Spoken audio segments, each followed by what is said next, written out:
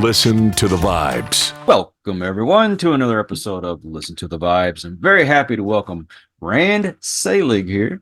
He is an author, an accomplished entrepreneur, and what I read, a roll your sleeve up conservationist.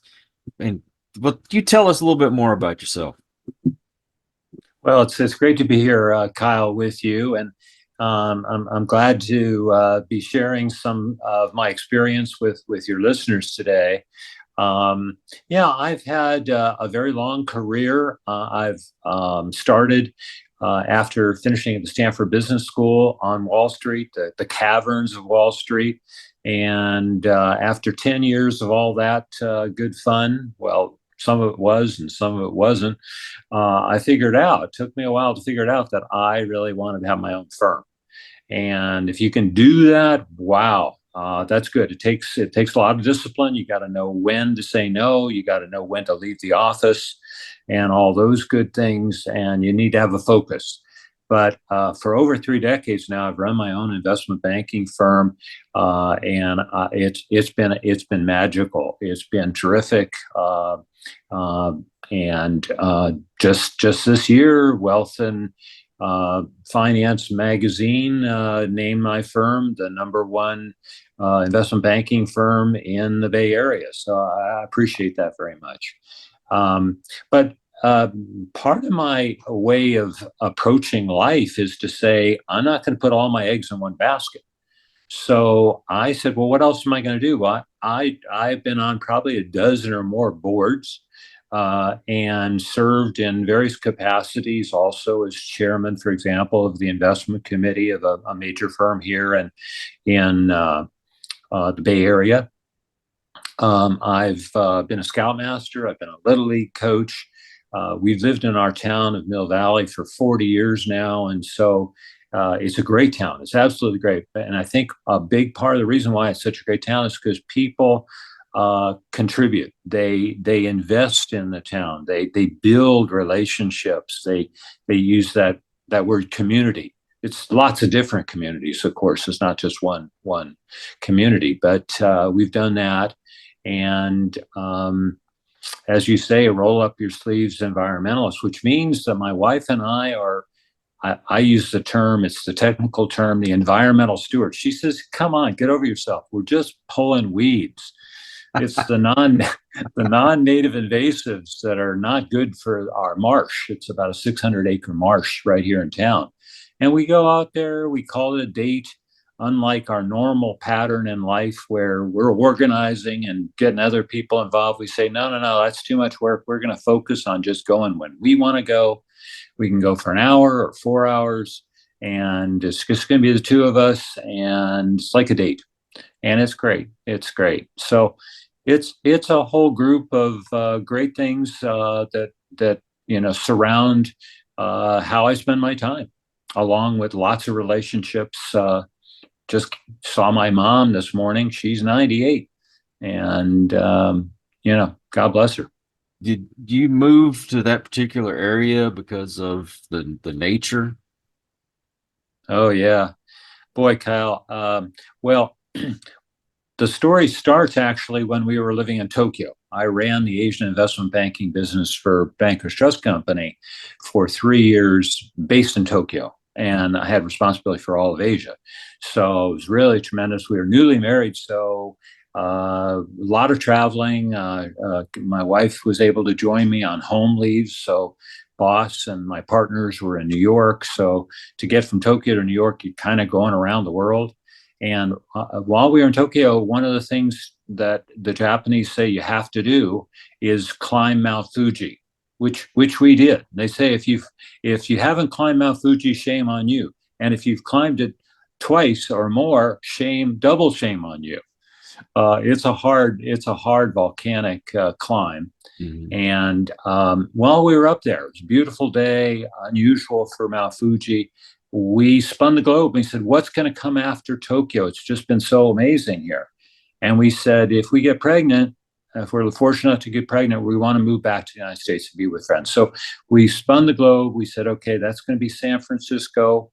And I had to change firms because my firm didn't really have much of a presence in San Francisco and New York based. And so I joined another firm. And as we were looking around, where are we going to live in the Bay Area? Lots of beautiful communities here. Somebody just mentioned, have you looked up there in Marin County? And we said, well, no. Okay. So we did. And we immediately said Mill Valley. And because the housing here is on stilts, it's wooden, unlike the East Coast stuff that my wife was very familiar with and I was familiar with brick and stone and basements, none of that stuff here. Took about 100 looks at houses before we could figure out this house that we've lived in very happily for all these years. And a big draw, of course, is this walk out the front door and you've got nature unfolding. We live on Mount Tamalpais, 1,700 feet high, lots of trees, and gorgeous. Very, very, it's one of the best decisions, one of the best. Starting my company, marrying my wife, moving to Mill Valley, top 3 of my many, many really good decisions. Let's talk a little bit about your book. So it's called Thriving. It is Thriving. Yeah, Thriving with an exclamation mark, and the subtitle is How to Create a Healthier, Happier, and More Prosperous Life. It's a book for people of all ages and all stages of life. It has some very grounding themes in it. One is that we have enormous power to make choices in our lives, choices about how we spend our time, who we spend our time with, and even our emotions. That surprises people when I say that. They say, oh, well, that's not a choice I'm making when I have an emotion. I said, well, it really is. And especially the part about whether you hold on to the emotion if it's a bad one and you hold on to it. Those are choices that we make. So great power. And that power, if we use it well and make good choices, we're going to be much, much better positioned to thrive. I also talk about being positive, how important it is to be positive. It's a lot easier for me than it is for some folks because I am relentlessly positive, but that's a choice too. And we live in a world that's complicated and often cynical. And so being positive, studies have shown it adds 8 to 9 years to your life if you're positive. Choice. I also talk about designing your own life. I have designed my own life, choices I've made. For example, starting my own firm, living where we live. These are important choices. Doing more than just family and work, doing other things. These are choices. I think other people can design their own lives too, but it means you got to hold on to the steering wheel. You got to be driving your own vehicle. You got to decide, how fast to go, when to put on the brake, when to turn right, when to turn left. Those are all part of designing your own life. And in a kind of way that I think is related, but also fun, is we can be, now that I'm a published author, I can say we can be the author of our own story. Now you can see how that would relate to being a designer of your own life, but it's a little bit different because when you're the author of your own story, you're looking back into your history and you're saying, hey, I'm going to edit this. I'm going to shorten this part of it. I'm going to actually delete this part. It's not of interest to me, and it's not of interest to anybody else I'm talking to. So I'm going to change that. And when you look forward as the author of your own story, you can write up different paths and ways in which the future can look. That's being the author. It's a very, very important role and opens up lots of doors. Something that I've picked up along the way is a little saying that gratitude changes your attitude. Ooh. And let me tell you, I actually applied it to my life when we were talking before we started that I moved back to my hometown, which is outside of Houston. And I honestly really did not want to move back. I'm not a big fan of this area. It just, I had a bad attitude when I got here. Yeah. So I was going through a little bit of emotions, and I I just woke up one morning and I just started thanking God for all the things that he puts in my life, and realized that where you are is where you're supposed to be. And so the path that I'm on and what God has led me to do is to move back. Maybe temporary. We're here. And Yep. because I thanked him for everything, it finally stuck in my head. You know what? You are here because he wants you here. He always provides for you. You got food, you got a roof over your head, you got clothes on your back. Then drop the attitude, and it really made a difference. That's a fantastic. I took a moment, Kyle, to write that down. I love it. I love it. I have one that's similar, and I'd like to share that with you. It's the struggle ends when gratitude begins. Mm-hmm. And it's the same, very same theme about it. We all have struggles, of course. That is actually what life is about. Is one pothole, you get through it. You look through the sunny day, you get a beautiful day, you have a nice conversation, a nice new relationship. So it's a mix. It's a mix, but nobody has a one-way street on either one, I don't think. And so, you know, the struggle, what do you do with the struggle? Just like you were saying, do you drop the attitude? Do you sort of take on gratitude to get through the struggle? Man, I gotta encourage folks to do that. Gratitude, huge thing. Take it to heart. It's like a domino effect.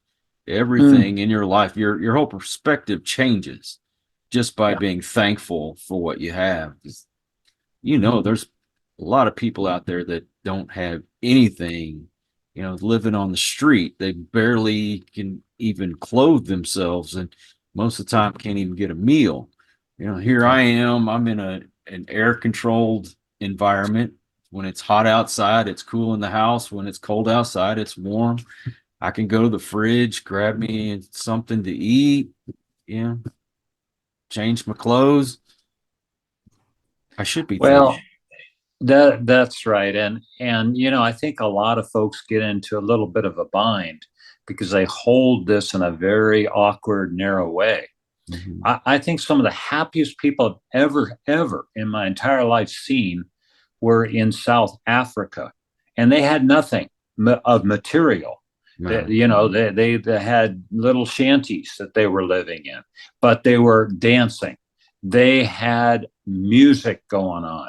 They were together in a little group of other family and friends with them, and they had these smiles that radiated like 1,000-watt bulbs. And I would say they were happy. And in that sense, I would say they were successful, even though the material stuff they had was not very impressive, pretty meager actually. And this is where folks, I think, get into a problem. They don't define success in a way that works for them. For a lot of people I know, and maybe you, Kyle, and maybe your listeners, they think of success as being strictly a monetary thing. Mhm. Do I have this amount of dough? And am I going to be making more money next year than this year? And, making decisions all around money as a principal thing and maybe only thing, as opposed to saying, wait a minute, I, I know it's much bigger than that. Let me think about being successful in terms of how many deep and enduring relationships I have. Let me talk about being successful in terms of I've taken the time to take care of myself physically and mentally, spiritually. I haven't just stuck my nose to the grindstone, polished it off, and paid the price for that. So this whole thing is also part of what I write about in Thriving is we can define success our way, and it pays extraordinary dividends when we do. And maybe the bank account's a smaller, okay, but you're going to be so much richer in so many other ways. You said you get into the mental health part of it. Mm. Now, Yeah. are we talking actual like depression, anxiety, that kind of thing, or how do you approach this? Yeah, so I appreciate that question, Kyle. No, I'm actually not talking so much about mental health as I'm talking about emotional health. Okay. And I am, I've done a lot of coaching, a lot of mentoring, but I'm not licensed to do any of that really complicated hard lifting, which has to do with mental disorders and challenges. But when I talk about emotional health and being emotionally healthy, I'm talking about a group of things that are really important. One is to stop self-sabotaging. Mm.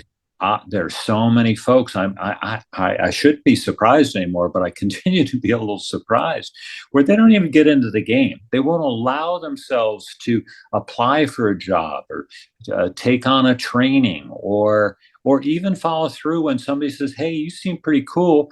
Let's connect." And they don't because they say, I think he was just really kind of shining me on. I don't really know that he's interested in me." That's self-sabotaging. That's shooting yourself in the foot. That's not a healthy thing to do. A second element to my little group of emotional healthy is forgiving, Oh, and that's something you got to work on sometimes. I haven't struggled with that a lot, but I know other people who have, and you got to forgive other people. Sometimes it was intentional stuff they did, sometimes it was unintentional, but you got to find a way to make peace with yourself and with them about whatever happened. And you got to forgive yourself. And sometimes that's the hardest thing. If you're a go-getter and you're very accomplished and you made a mistake and you did something, you sometimes that's the hardest thing to forgive. But you got to do it. And when you make mistakes, you got to do what you need to get through it. You got to apologize. You got to make amends in whatever way that works. And you got to learn from your mistakes and turn them into valuable lessons. That's all possible, all possible. And then the last thing is probably the hardest of these for me, has been learning to let go. Now, yeah. you can understand that with the life I've had and the career I've had, it's a lot of success, a lot of accomplishment. And so what's the heart of that is being in control.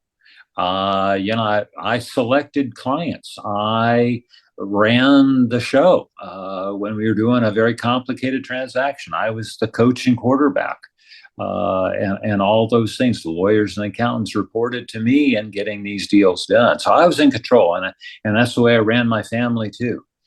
But then my kids, who are just terrific, they got into their 30s and they started making decisions. And I thought to myself, wow, they're not asking me about this. They're just doing it and sometimes telling me ahead of time and sometimes not. And I'm thinking, oh, guess what? Guess what? Wake up, buddy. You're no longer in control. And you should be happy for them because they're doing really well. So I've had to learn to let go. And fortunately, it's not like they did something and they're regretting it and made mistakes. Fortunately, it's not like that. So I like doing a little exercise with myself, but I like sharing it with others. So you want to do it? You want to do it Sure. with me? Let's do it. Okay, so hold your fist up and you see the white knuckles, right? Now you're holding on to something. You're holding on to it tight. You've not been able to let it go. It may be something that happened to you a long time ago. Maybe it's something more recent. Maybe something else. Somebody did something and you'd like to let go of it and you can't. Okay, turn your fist over and you see more white knuckles. You're still not able to let go. But then, maybe because you read my book, you say, wait a minute, I'm powerful. I am right now, gonna let go of this thing. It's been plaguing me for a while. So then you open up your hand, slowly wiggle your fingers and your thumb. You let go of that thing, and your hand rises up because that weight is no longer holding you down. So I've been doing that exercise for about 10 years now. Mhm. When I first started doing it, I was doing it regularly because there's a lot of stuff I couldn't let go of.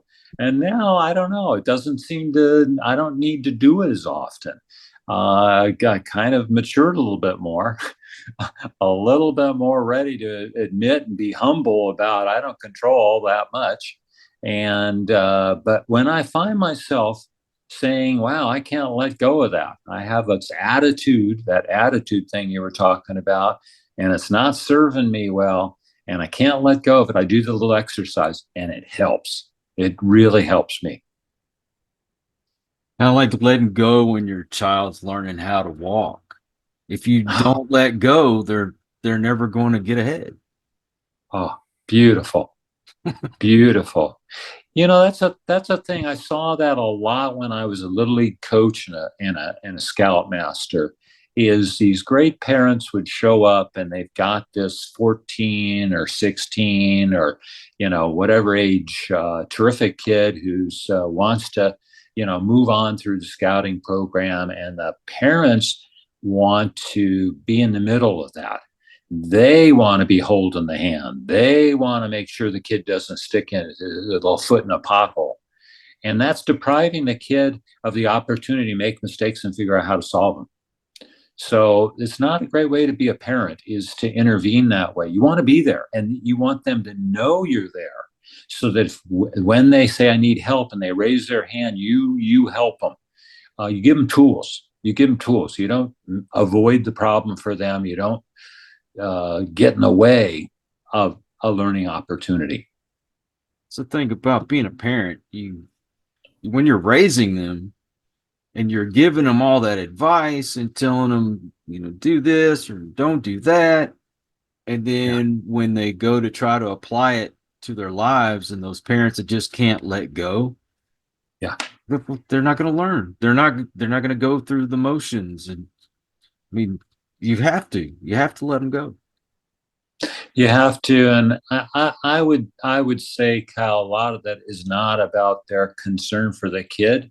It's for them having some role that they think is valuable. It's different, at different stages of a kid's life and going on, and even after they are in their 20s or 30s, I see parents still hovering around, It's a and control. They can't let go of the control.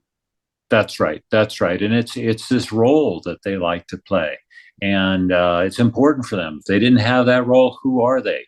So for those folks, when I have a chance to talk to them, and I say this in the kindest way, there are other things you could focus on that would be great contributions for you. Your kid knows that you love them. The kid knows that you're going to be there for them when they get into any kind of scrape. If you handle it right, they'll come to you for advice. So be that person, and focus on some other stuff. And if you focus on other stuff, they'll see that and be amazed and proud of you. That's a better role in most cases, not every case. Everything that you do, where you've been scoutmaster, little league coach, and even in business, Yeah. you're in service of other people. That seems to bring the most joy to your life when you're in service of other people. Man, Kyle, you nailed it. You absolutely nailed it. Um, I sometimes think of it as being invisible. When I'm working on something else, another project for a client or Mother Nature or whatever it is, it's not about me. It's about me helping. It's about me helping to make the world a better place in little ways, often just it's the accumulation of little bitsy baby steps. It's nothing grand. It's nothing newspaper headline level stuff. But it makes me feel very fulfilled and frankly happy. Yeah. And where can people purchase your book? So, of course, the big behemoth, Amazon has it, and you can get it from Amazon on an ebook, a paperback, hardback. Later this summer, I'll be publishing the audiobook. It's not available yet in audio, but you can also go to any independent bookstore, the Barnes and Nobles. It's all loaded up there, as well. So I'm just hoping. I've had over 200 5-star reviews now. People saying this book has helped them in amazing ways. I even had one that surprised me. I never saw this coming. This guy wrote and said, this book is for everyone, whether you're 6 or 96. I am a professional golf player, and I was grabbing a club with fear and trepidation. And then I read Rand's book, and all of a sudden my golf game improved enormously. I was no longer pulling out a club because I was afraid. And I can't wait to read, see what else happens coming from this book that's going to help me in my life. So it's a marvelous thing when I read a review like that. I bet. Do you have a website? I do, at www.randselig.com, RANDS as in Sam, ELIG.com. And I'm assuming it's the same on social media. Yeah, the best way to find me on social media is LinkedIn. That's my primary social media platform, and so you just go to Rand Selig there. I haven't fixed up the address to make it a cool address, so it's got a name and a number and A6/ and all that stuff. But yeah, I think people can find me there. I've been posting. You can go crazy in any number of ways. Don't let the wheels of your own mind drive you crazy. And a lot of people have advised me, oh, you need to be posting 3 or 4 times a week and stuff like this. And I said, I just can't. I don't have the bandwidth for that. I'm doing other stuff. I'm having in-person talks, and I'm talking to Kyle and other great podcast hosts. I can't do that other stuff all the time. It takes me time, so I pay attention. So I'm posting twice a month on LinkedIn with content oriented that relates to the themes in my book, Thriving. I will put all the links in the description just to make it easier for folks. But Rand, thank you. I appreciate you coming on. Made me happy today. Well, Mother Teresa says, Kyle, that the smile is the beginning of love. Oh, I appreciate you, man. Really do. And great. I also want to thank all you folks out there. If you are new to the channel, I hope you'll come back. Please hit that subscribe button for my regulars. You guys are awesome because you make it possible for me to do this. Until the next one, everyone, please take care. Be kind to one another. God bless and peace. We hope you enjoyed this episode of Listen to the Vibes. You can catch us on Buzzsprout or wherever you listen to your favorite podcasts, and on YouTube. Follow us on Facebook at The Vibes Broadcast Network